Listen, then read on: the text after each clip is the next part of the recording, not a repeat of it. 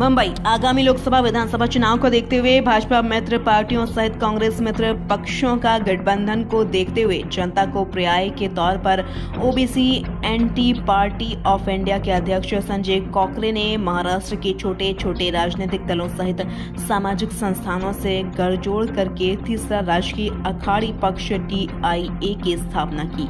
वहीं प्रसार माध्यमों से बातचीत करते हुए संजय कोकरे ने कहा कि संविधान अभिप्रेत समाज का निर्माण हो, भारत की धर्मनिरपेक्ष राष्ट्र के तौर पर पहचान निर्माण हो सके, अनुसूचित जात जमात पर होने वाले अन्याय अत्याचार प्रतिबंधित कानून, एट्रोसिटी कानून, सुरक्षा कवच, एंटी व JNT SBC और संपूर्ण OBC समाज पर लागू करें। ऐसा प्रमुख 8 चुनावी मुद्दों को लेकर तीसरे मोर्चे का गठन किया गया है, जिसको लेकर आज मुंबई मराठी पत्रकार संघ में तीसरे मोर्चे के संयोजक संजय कोकरे ने अपने मित्र पक्षों के प्रमुखों के साथ मिलकर पत्रकार परिषद का आयोजन कर जाहिर किया।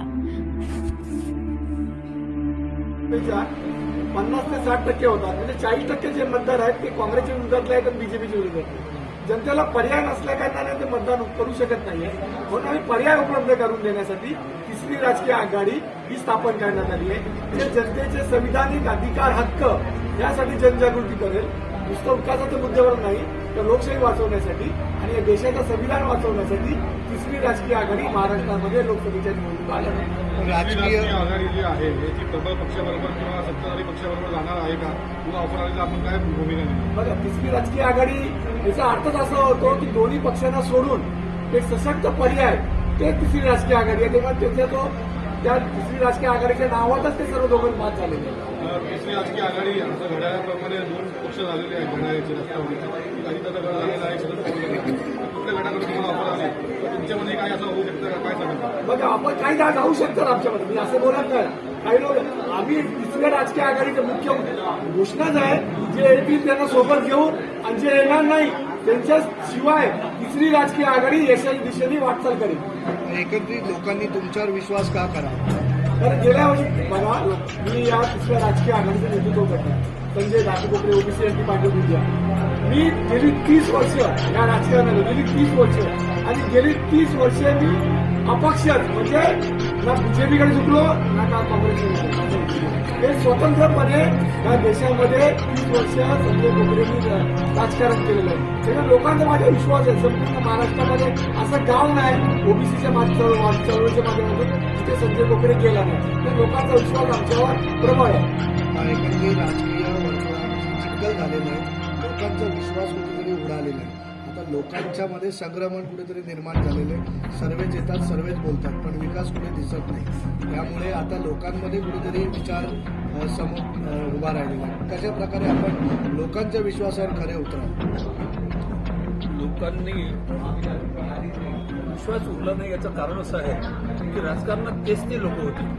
आज महाराष्ट्रातलाही भाग आपण की आलटून पालटून सेना, बीजेपी, काँग्रेस, राष्ट्रवादी याच्याशिवाय कोणाची सत्ताच राहिली नाही। त्याच्यामुळे दुसऱ्यांना विश्वास आहे की नाही असं म्हणण्याचा विषय नाही आहे ना, त्यांना संधी द्यावी लागेल, पहिले संधी द्यावी लागेल आणि मग संधी दिल्यानंतर मग आपल्याला हे करता येईल की बुवा यांनी विश्वास पात्र ठरले की नाही। या लोकांनी काही केलं नाही म्हणून तिसरी आघाडीला पर्याय म्हणून समोर यावं लागलं।